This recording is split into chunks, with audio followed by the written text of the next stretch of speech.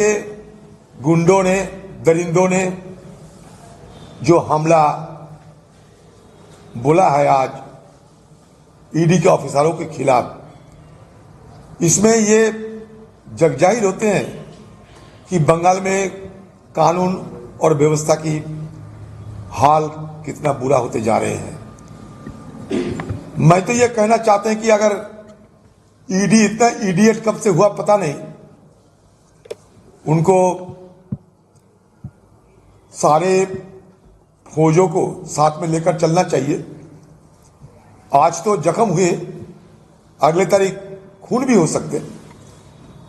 तो इसके लिए सतर्कता बरतते हुए ईडी वालों को और ज्यादा फौज को शामिल करते हुए किसी के खिलाफ दाबोज करना या किसी को हिरासत में लेना, कोई संपत्तियों को बरामद करना, जो भी कदम उठाए साथ में भारी भरकम सिक्योरिटी फोर्सेस को लेना चाहिए। ये मैं जरूर कहना चाहते हैं, क्योंकि बंगाल में ये सारे आदी है। आज जख्मी हुए हैं, कल ईडी वाले अगर खत्म हो जाए, खून हो जाए, तो हमें, मुझ जैसे लोगों के लिए ये अचरज की बात नहीं।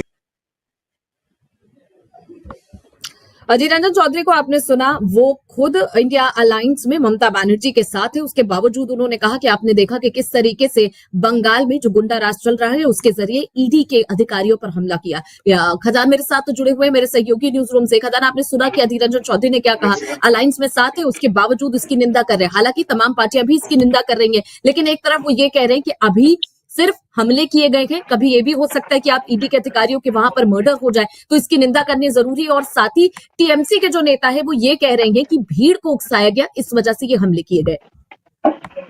बिल्कुल यारिका, देखिए हम बात करेंगे इस हमले पर, पूरी जानकारी देंगे कि ये राशन घोटाला क्या है, लेकिन उससे पहले सियासत के मुद्दे पर आ जाते हैं। देखिए, हमने अधीर रंजन का बयान सुना है, कांग्रेस के सीनियर लीडर हैं, और उन्होंने सीधे तौर पर ममता सरकार पर हमला बोला। और ये पहली बार नहीं है, इनकी अदावत जो है वो बहुत पुरानी अदावत है। कल रात हमने देखा था, कल शाम को भी उन्होंने एक बयान दिया था जिसमें सीधे तौर पर उन्होंने ममता सरकार को घेरते हुए कहा था कि भाई हम तुम्हारे पास सीट मांगने के लिए नहीं आ रहे हैं, इंडिया गठबंधन में साथ है, लेकिन चुनाव जैसे जैसे पास आ रहा है तो ऐसे लड़ रहे हैं जैसे प्रतिद्वंदी हो एक दूसरे के खिलाफ। एक साथ होकर नहीं दिख रहा है कि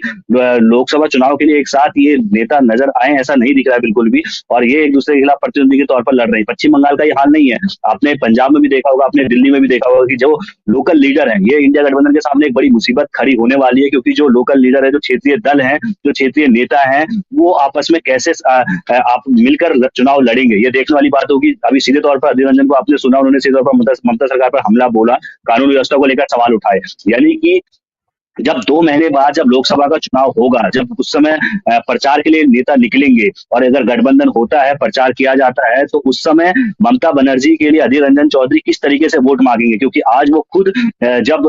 ये हमला हुआ है तो वो सीधे तौर पर सरकार पर हमलावर हैं, सीधे तौर पर ममता सरकार को घेर रहे हैं, सीधे तौर पर कह रहे हैं कि भैया ममता सरकार में कानून व्यवस्था का बिल्कुल ध्वस्त हो चुकी है, कानून व्यवस्था का कोई राज नहीं है, आज सिर्फ हमला हुआ है, कल के दिन खून भी हो सकता है, क्योंकि मैं जानता हूँ। अधीर रंजन ने सीधे तौर पर ममता सरकार पर हमला बोला है, और ये इंडिया गठबंधन के लिए एक मुसीबत वाला बयान हो सकता है, मुश्किलें खड़ी करने वाला बयान हो सकता है। अधीर रंजन लगातार